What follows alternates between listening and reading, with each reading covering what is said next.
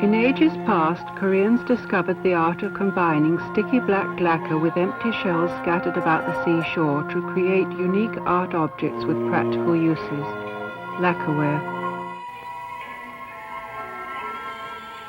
Korean metalcraft originated in the Bronze Age, which started from around the 8th century BC and developed down through the centuries, covering the Iron Age and the Gold and Silver Age.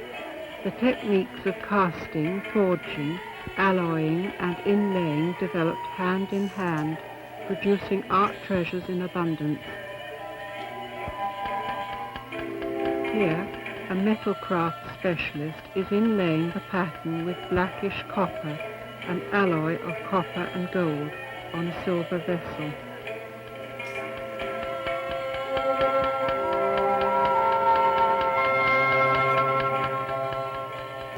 This technique was applied mostly to ironware, adopting different methods according to the pattern.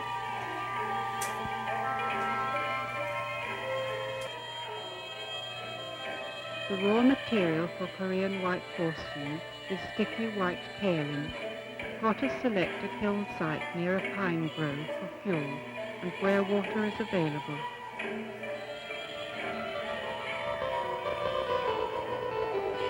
White porcelain is painted in underglazed blue or red with the design of one of the 4 gracious plants, plum, orchid, chrysanthemum and bamboo, or a symbol of longevity, producing a simple but pleasing decorative design.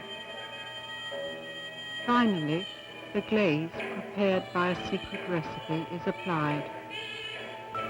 Pottery is baked in an inclined kiln at a temperature of 1,300 degrees centigrade, burning pine wood for fuel. The temperature is controlled and maintained through experience, not by mechanical means. White porcelain is seen as a reflection of Korean beauty. Simple designs in underglazed blue or red with much open space gives a pleasing impression. Though influenced by Song China, Korean celadon has its own unique style, colour and pattern. The elegant and refined techniques of inlaying were developed in this country.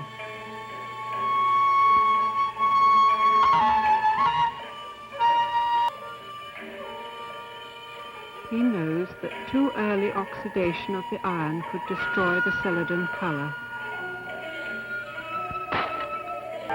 The delicate yet dexterous hands of this old man reflect his adroit skills. Keeping things tidy, he goes about his work meticulously.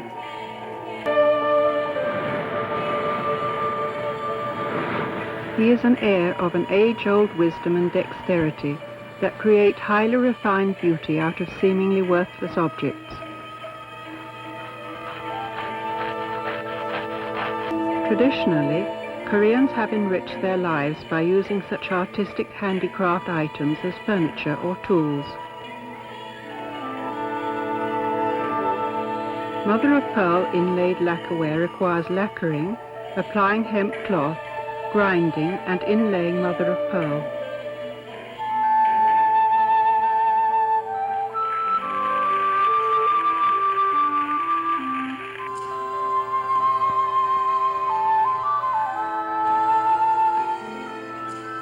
Watch how the mother-of-pearl is being laid. Here the artisan is arranging tiny pieces of mother-of-pearl in a geometric pattern. When inlaying is finished, another thick coat of lacquer is applied and dried.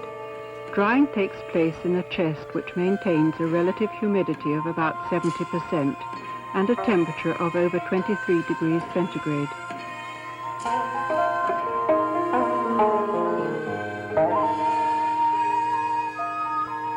After drying, lacquer is scraped away from the decorative pattern. The finished product emerges only after several repetitions of lacquering, drying and scraping.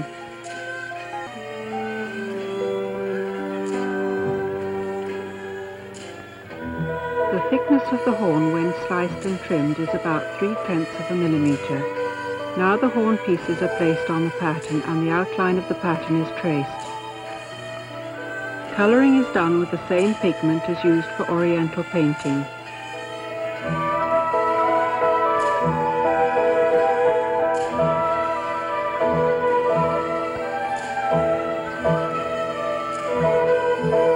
Highly viscous glue can be obtained from a mixture of ordinary glue and fish glue.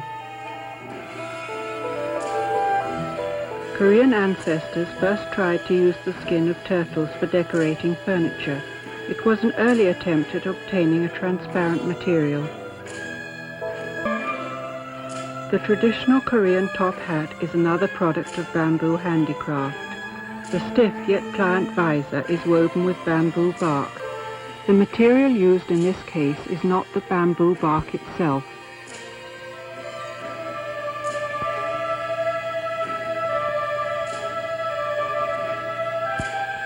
It is many strands of fine hair-like bamboo thread peeled off from the bark by bending it suddenly.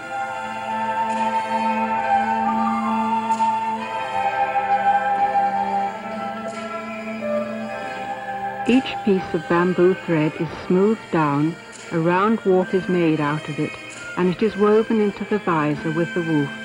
It is delicate work demanding good eyesight.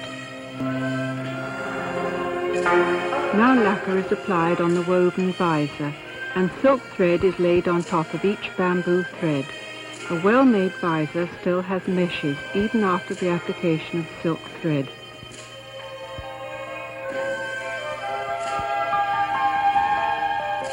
The crown, or upper portion of the top hat, is woven from horse or oxtail hair. After weaving, glue is applied. Silk cloth is laid on and lacquer is applied on top. Visors and crowns are made separately in different areas, and assembling the two is done by artisans specializing in this work. The price of a Korean top hat has always been high because extremely delicate and painstaking work was demanded in its making.